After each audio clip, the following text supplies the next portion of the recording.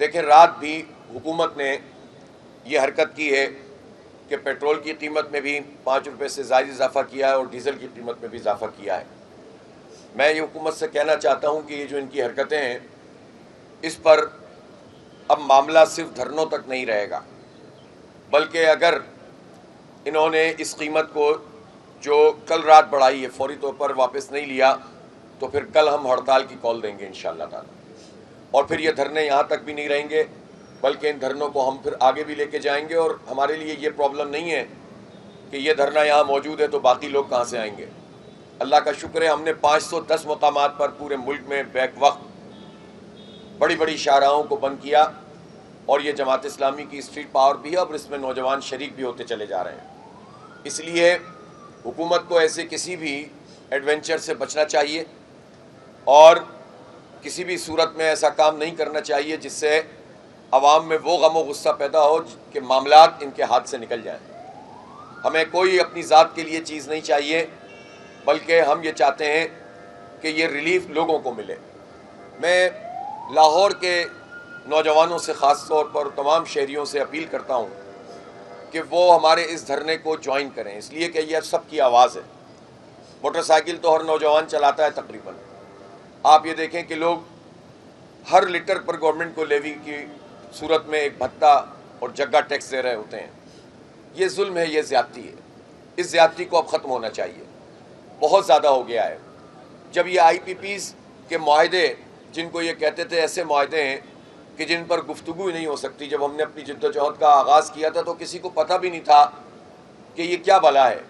لوگ سمجھتے تھے کہ چونکہ بجلی کی کمی ہے ملک میں تو انہوں نے پرائیویٹ سیکٹر میں کچھ کمپنیوں کو بلایا، انہوں نے پلانٹ لگائے اور لوڈ شیڈنگ کو ختم کرنے کے لیے یہ پلانٹ لگ گئے، لیکن لوگوں کو نہیں معلوم تھا کہ اس کے بیچ میں کارروائی کیا ڈل رہی ہے اور کس طریقے سے خاص قسم کے طبقے کو نوازا جا رہا ہے اور کتنے غلط قسم کے معاہدے کیے جا رہے ہیں، اور خاص طور پر کیپیسٹی پیمنٹ کے نام پر کس طرح لوٹ مار کی جا رہی ہے۔ جب ہم نے اسلام آباد میں دھرنا اس کا اعلان کیا تو انہوں نے چاروں طرف سے اس کو بند کیا، ہزاروں لوگوں کو گرفتار کیا، لیکن ہم پھر بھی تصادم سے بچتے ہوئے ہم نے راولپنڈی میں مری روڈ پہ دھرنا دیا۔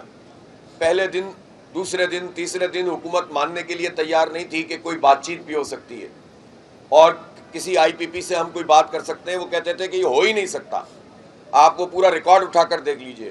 لیکن پھر ہمارے اس دھرنے کی برکت سے، عوام کی طاقت سے، اللہ کی مدد سے ہم نے حکومت کو جھکنے پر مجبور کیا۔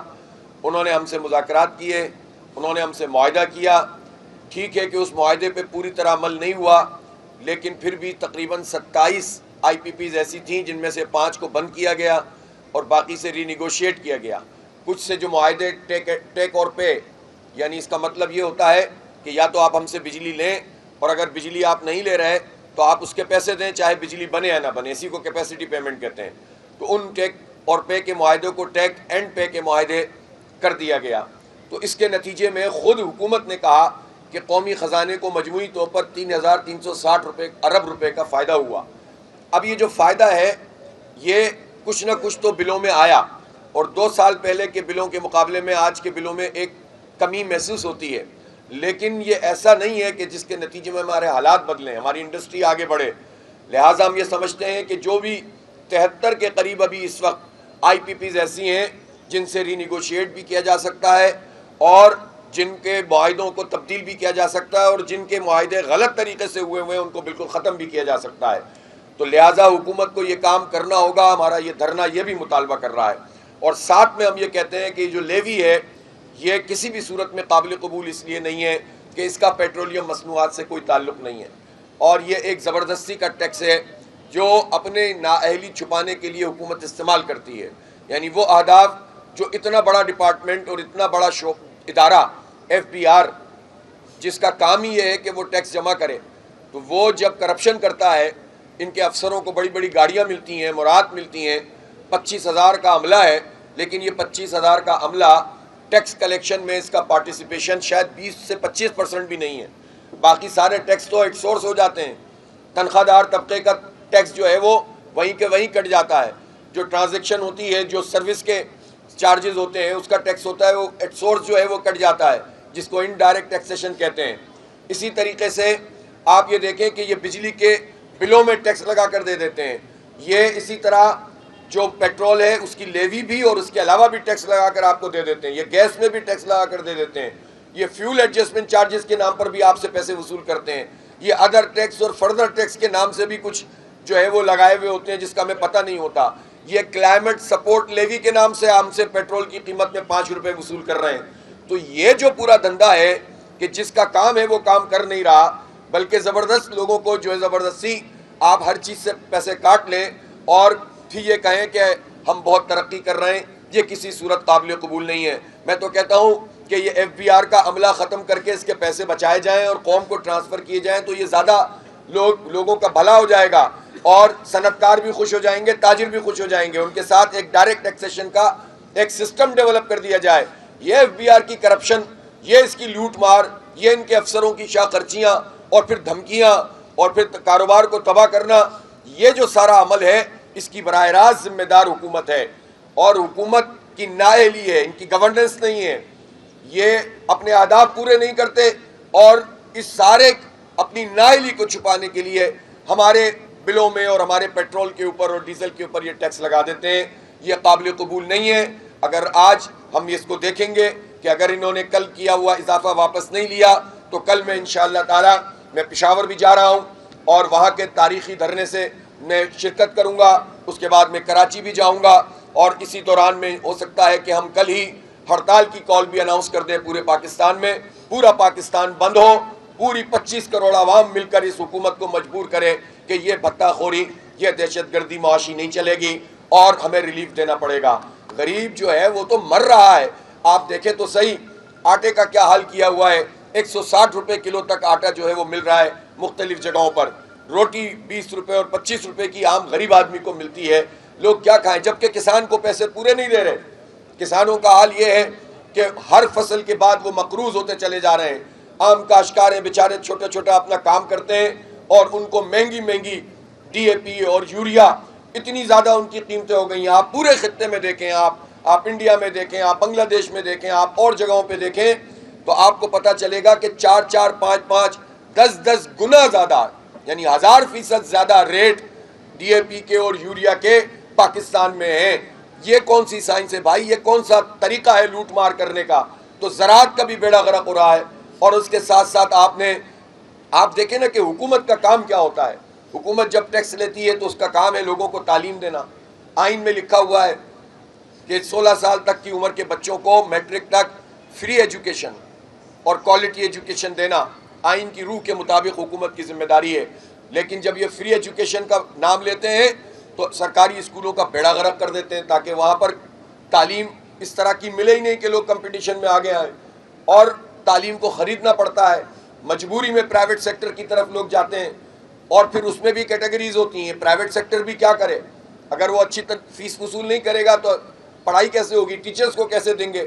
تو جو بوجھ پرائیویٹ سیکٹر نے 40-50% تقریباً اٹھایا ہوا ہے وہ بھی پھنسا ہوا ہے اور اس کے ساتھ ساتھ سرکار بھی اپنا کام نہیں کر رہی. اور خاص طور پر پنجاب میں تو بدترین صورتحال ہے. 11,000 اسکول مریم نواز بیچ چکی ہے، آؤٹ سورس کر چکی ہیں اور اب وہ کہتے ہیں کہ ہم 25,000 اسکولوں کو آؤٹ سورس کریں گے. ایک طرف جو سرکاری اسکول ہیں یہ کہہ کر کہ یہ چل نہیں رہے اس لیے ہم آؤٹ سورس کر رہے ہیں. تو بھائی چل نہیں رہے تو آپ کیوں چل رہے ہیں ساتھ؟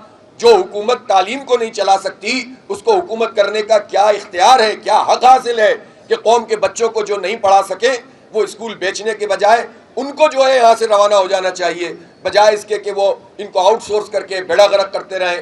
اور ہم دیکھ رہے ہیں 87% وہ اسکولز ہیں جن کو آؤٹ سورس کیا گیا اور وہ اپنا جو معاہدہ تھا اس کے مطابق انہوں نے عمل نہیں کیا. تو تعلیم یہ دے نہیں رہے، علاج کی سہولت دے نہیں رہے، روٹی یہ سستی نہیں دے رہے، زراعت کا انہوں نے بیڑا غرق کر دیا. پنجاب میں گزشتہ 5-6 سال میں 41% غربت میں اضافہ ہوا ہے. چاروں صوبوں میں پرسنٹیج کے لحاظ سے بھی اور نمبرز کے لحاظ سے بھی سب سے زیادہ غربت میں اضافہ پنجاب میں ہوا ہے. اور یہ تخت لاہور اور تخت اسلام آباد تو ایک ہی ہے نا، ایک ہی خاندان ہے اور 40-50 سال سے براجمان ہے، تو لہٰذا ان کو جواب تو دینا پڑے گا.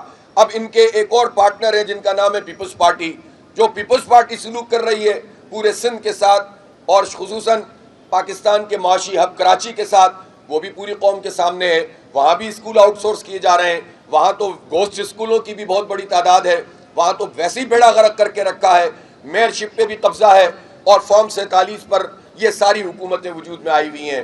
لہٰذا یہ جو ایک خاص قسم کا طبقہ ہمارے سروں پر مسلط ہے، یہ ہم گورننس میں بھی ناکام ہوا ہے، یہ لوگوں کو ریلیف دینے میں بھی ناکام ہوا ہے، اور نااہلی اور کرپشن کا حسین امتزاج ہے نون لیگ اور پیپلز پارٹی اور پوری پی ڈی ایم۔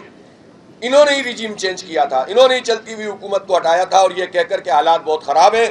لیکن حال یہ ہے کہ جو قرضہ اس وقت جب یہ آئے تھے 45,000 ارب روپے تھا، آج 95,000 ارب روپے تک چلا گیا ہے، اور قرضوں کا سود صرف ہم 8 سے 9,000 ارب روپے قرضوں کی ادائیگی نہیں کرتے، قرضوں کے سود کی ادائیگی کرتے ہیں۔ انہوں نے 26ویں ترمیم اور 27ویں ترمیم کی، عدالت کا گلا گھونٹا، اس کو اپنے قبضے میں لیا، اور اس میں یہ کہا، ایک کلاس ڈلوا دی گئی تھی، اور یہ کہا گیا تھا کہ جناب سود جو ہے وہ 2027 کے اینڈ تک ختم ہو جائے گا، اور پھر اس کے برخلاف یہ کام کیا کہ 1% مزید سود میں اضافہ کر دیا، اور ابھی 11.5% کا اس وقت پالیسی ریٹ ہے۔ تو اس کی موجودگی میں ہم کیسے پنپ سکتے ہیں؟ حالانکہ 1% پالیسی ریٹ بڑھانے سے ڈائریکٹ ایفیکٹ 540 ارب روپے کا بنتا ہے۔ تو آپ اندازہ لگائیے کہ یہ حکومت نااہلی اور کرپشن کا حسین امتزاج ہے، یہ پورا پی ڈی ایم کا جتھا ہے جس نے پاکستان کو ان حالات سے دوچار کیا ہے۔ ان کو لانے والوں کے لیے بھی بہت بڑا سوالیہ نشان ہے کہ یہ آپ کیا ارینجمنٹ کرتے ہیں؟ آپ سیدھا سیدھا حکومت کیوں نہیں چلنے دیتے؟ آپ عوام کی رائے کا احترام کیوں نہیں کرتے؟ آپ ایسے لوگوں کو کیوں مسلط کرتے ہیں جو سسٹم کو تباہ کر کے رکھ دیتے ہیں اور لوگوں کو کوئی ریلیف نہیں دیتے؟ جماعت اسلامی کا دھرنا جاری ہے تینوں مقامات پر بھرپور طریقے سے۔ اب بلوچستان میں بھی لیاقت بلوچ صاحب اس کو کوارڈینیٹ کر رہے ہیں، انشاءاللہ وہاں بھی احتجاج جو ہے کا سلسلہ شروع ہو جائے گا، اور اس طرح پورا پاکستان ہم نے کنیکٹ کر دیا ہے، اور کسی ذات کے لیے نہیں کیا، ہمیں ذاتی طور پر کچھ نہیں چاہیے، اپنی پارٹی کے لیے کچھ نہیں چاہیے، ابھی تو کوئی انتخاب بھی نہیں ہو رہا، ہمیں عوام کے لیے ریلیف چاہیے، اور ہم اس میں سیریس ہیں۔ اگر حکومت کے لوگ یہ سمجھ رہے ہیں کہ یہ دھرنا ایک کوئی پولیٹیکل اسٹنٹ ہے کہ بھئی آئے ہیں بیٹھے ہیں پھر ذرا نام ہوگا اور چلے جائیں گے، میڈیا پہ کوریج ہوگی، تو وہ یہ بھول رہے ہیں یہ جماعت اسلامی ہے۔ ہم ان سب چیزوں سے بالاتر ہو کر عوام کے ریلیف کے لیے کام کر رہے ہیں، اور اللہ نے چاہا تو انشاءاللہ جس طرح آئی پی پیز کے خلاف جد و جہد کے نتیجے میں ایک سگنیفیکنٹ فرق محسوس ہوا ہے، اور مزید کے لیے ہم کام کر رہے ہیں، اسی طرح پیٹرولیم لیوی بھی ختم کرنی پڑے گی، اور ہمارا اب بھی مطالبہ ہے کہ 225 روپے پہ پیٹرول کی قیمت کو لایا جا سکتا ہے، جسٹیفائیڈ ہے، یہ اضافی ٹیکس ختم کیے جائیں۔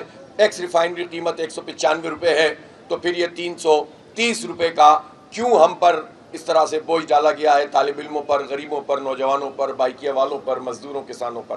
بہت بہت شکریہ۔